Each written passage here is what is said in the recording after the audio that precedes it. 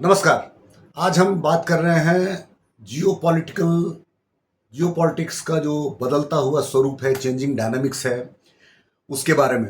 ये बड़ा ही कंफ्यूजिंग है कि पिछले 2-3 सालों में हम हमने जितने रूप के अलग-अलग पार्टनरशिप्स, दो देशों के बीच में दोस्ती, फिर बिखराव, अलग अलग बदलते हुए स्वरूप देखे हैं, तो बड़ा ही अजीब सा ये फीलिंग है कि आखिर कौन किसके साथ है और जो जिसके साथ है वो उसके साथ कब तक रहेगा।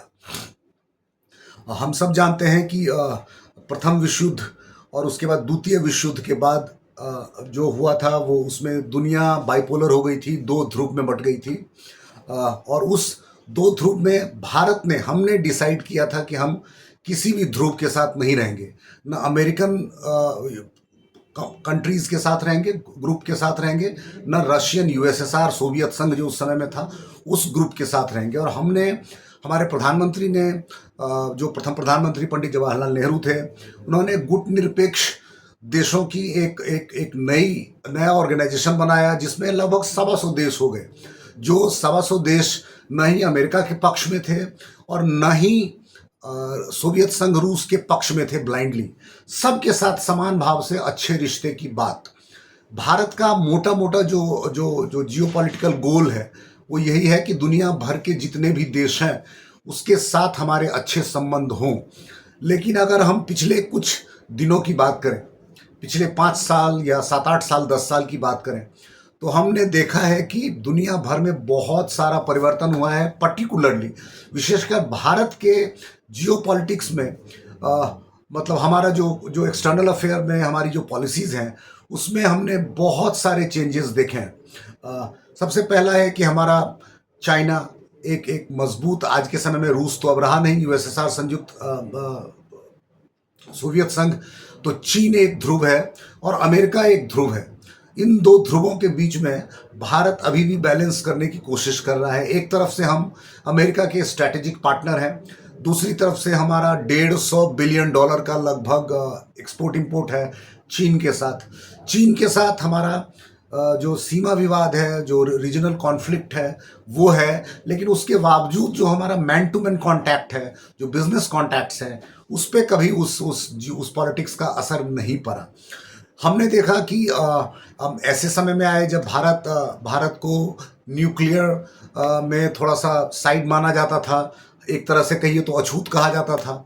George W Bush too, Republican president, उन्होंने और भारत के प्रधानमंत्री मनमोहन सिंह ने बहुत ही दोनों देशों के बीच के जो संबंध थे उसको एक नया आयाम दिया। न्यूक्लियर डील से भारत को परमाणु देश के रूप में मान्यता मिली, न्यूक्लियर सप्लायर ग्रुप में हम आए। हमको यूरेनियम सप्लाई की, मतलब जो हमारी ऊर्जा की आवश्यकता है उसके लिए विभिन्न जो सप्लायर कंट्री हैं उसमें हम शामिल हो गए। हमारा जो जो जो आइसोलेशन था न्यूक्लियर के क्षेत्र में वो ख़त्म हुआ, और ये courtesy America, courtesy George Bush. उसके बाद हमने देखा कि ओबामा के समय में और हमारे संबंध प्रगाढ़ हुए, हमारे रिश्ते अच्छे हुए। भारत में बहुत सारी अमेरिकन कंपनीज हैं, उनका बहुत ज़्यादा निवेश है। भारत लगभग अपने एक्सपोर्ट का 19% अमेरिका में एक्सपोर्ट करता है।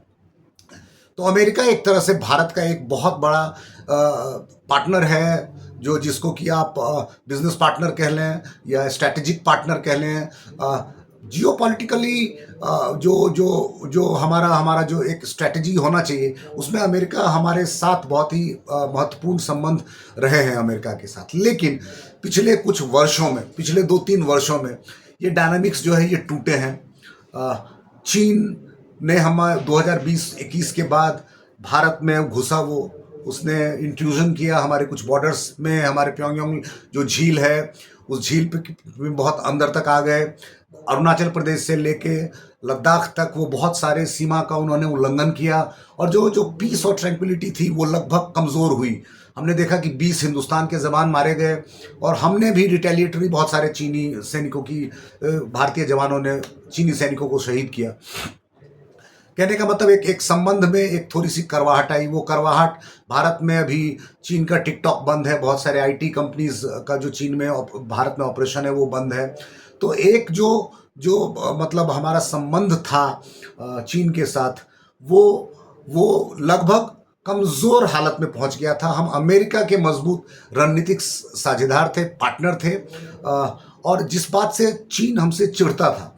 लेकिन पिछले कुछ दिनों में हम देख रहे हैं कि ये जो पूरा डायनामिक्स था ये उलट पलट हो गया है। अब भारत और अमेरिका के जो संबंध हैं वो तल्ख हैं, क्योंकि अमेरिका ने अलग अलग कारणों से, अमेरिका की जो नई सरकार है, ट्रंप सरकार ने भारत पे टैरिफ लगाया 50%, 25% टैरिफ लगाया और 25% जुर्माना लगाया, क्योंकि हम रूस से तेल की खरीद करते हैं। अब रूस से तो हम तेल की खरीद करेंगे, रूस हमारा बहुत पुराना साझेदार है, पार्टनर है, जो कि हमारे हर सुख दुख में हमारे साथ खड़ा रहा है।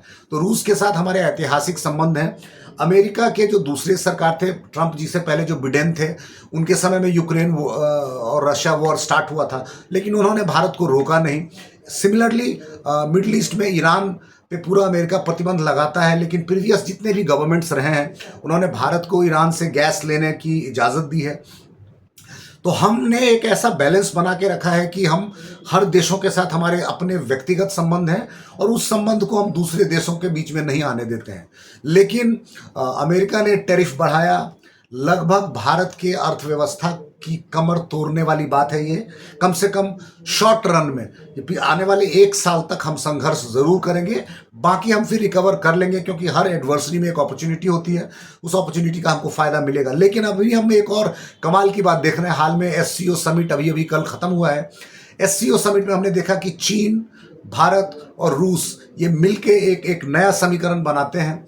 ये समीकरण अगर ग्लोबल इकोनॉमिक्स में देखा जाए तो जो टोटल ट्रेड है उसमें 65 ट्रिलियन जो डॉलर का बिजनेस है वो ये 3 देश मिलके करते हैं, चीन, रूस और भारत।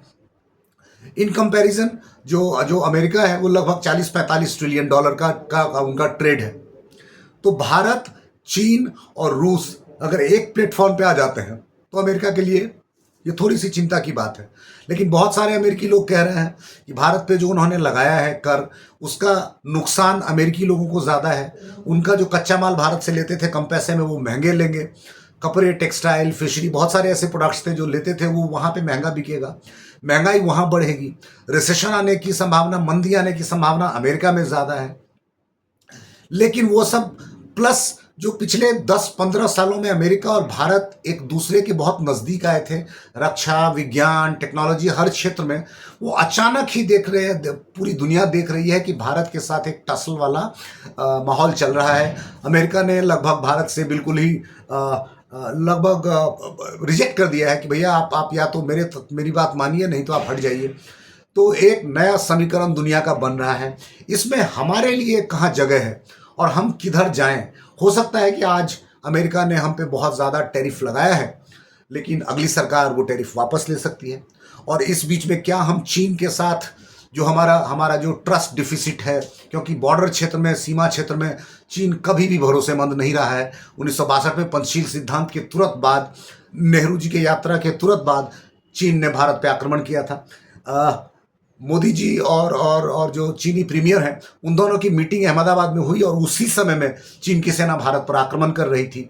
तो China being a reliable partner, ये थोड़ा सा भारत के लोग भी शक की निगाह से देखते हैं। लेकिन इकोनॉमिकली बहुत डेवलप्ड हैं, चाइना में बहुत अपॉर्चुनिटीज़ हैं, और भारत को चीन से न ही डर के रहना चाहिए और न ही हट के रहना चाहिए। हमको साथ में मिलकर एक पार्टनरशिप में बिजनेस करना चाहिए। लेकिन क्या हम चीन के साथ अलाइन हो सकते हैं? क्या हम रूस के साथ अलाइन हो सकते हैं? तो मुझे लगता है कि नहीं। भारत की जो पॉलिसी है, पुरानी पॉलिसी है कि हम सबके दोस्त हैं, हमारे सबके साथ व्यक्तिगत संबंध हैं, और इन व्यक्तिगत संबंध को हम किसी भी चीज़ में मतलब एक दूसरे के लिए आड़े नहीं आने देंगे। तो हो सकता है कि अमेरिका के साथ अभी हमारे संबंध तल्ख लग रहे हों, लेकिन ये एक सरकार और उसकी पॉलिसी की बात है। हो सकता है अगली सरकार, या हो सकता है अगले ही साल, अपने ही within the government, within Republican government बहुत ज़्यादा विरोध हो ट्रंप जी का, क्योंकि भारत एक रिलायबल पार्टनर अमेरिका का रहा है। अमेरिका का बिजनेस बहुत ज़्यादा, चाहे आईटी में हो, हर क्षेत्र में हो, भारत के लोगों की बहुत बड़ी सहभागिता रही है। तो क्या हम, क्योंकि अमेरिका ने हमारे साथ फिलहाल अच्छा नहीं किया है, तो क्या हम एक दूसरा गुट बनाते हुए दिखें? आपका क्या सोचना है? क्या can India trust China more than it can on America? तो ये एक प्रश्न है जो हमको और आपको मिलकर के इसका जवाब ढूंढना है। भारत सरकार को इसका जवाब ढूंढना है। कभी भी एक का रिप्लेसमेंट दूसरा अगर अचानक होता है तो वो एक निश्चित स्वार्थ के लिए होता है। चीन का भारत से जो संबंध अभी वो बनाने का प्रयास कर रहा है, इसमें चीन और अमेरिका के बीच का टसल ज़्यादा है, भारत से प्यार कम है। मुझे लगता है कि भारत के जो लोग हैं वो इस बात को समझ रहे हैं, भारत की जो व्यवस्था है, जो सरकार है, वो भी इस बात को समझ रही है। तो हमको जल्दबाजी में नहीं, आराम से कदम उठाने की आवश्यकता है। और ऐसा कोई कारण नहीं है कि अमेरिका के साथ हमारे संबंध पुनः अच्छे नहीं होंगे। बहुत ज़्यादा हिंदुस्तानी लोग अमेरिका में रहते हैं और मुझे लगता है कि हमारा जो गुट निरपेक्ष का जो हमारी पॉलिसी है कि हम किसी भी गुट का हिस्सा नहीं बनेंगे, हम दुनिया के हर देश के साथ व्यक्तिगत तरीके से इंडिविजुअली रिलेशन स्टैब्लिश करेंगे, हमको उसी पर रहना चाहिए। अमेरिका के साथ तल्ख हुए हैं रिश्ते, ठीक है, बट उसका जवाब चीन के साथ नज़दीकी बढ़ा के अमेरिका का जवाब नहीं हो सकता। चीन के साथ हमको सेपरेट नज़दीकी बढ़ानी चाहिए। उम्मीद है आपको मेरी बात में कुछ दम लगा होगा। अगर आपको लगता है कि नहीं, भारत का कुछ और जियोपॉलिटिक्स कुछ और तरीके से चलना चाहिए, जो हमारा एक्सटर्नल अफेयर पॉलिसी है जो वो कुछ और तरीके से होना चाहिए, तो आप कमेंट दे सकते हैं। जनमंच पे हम बात करते हैं उन तमाम करंट अफेयर्स की, उन मुद्दों की जो फिलहाल हमारे देश में हो रहा है, दुनिया भर में हो रहा है। चैनल को ज़रूर सब्सक्राइब करें, बेल बटन जो है, बेल आइकॉन है, उसको प्रेस करें। और हम नए नए विषयों के साथ, नए नए सब्जेक्ट्स के साथ, अपने एनालिसिस के साथ आता रहूँगा। बहुत बहुत धन्यवाद आप सभी को।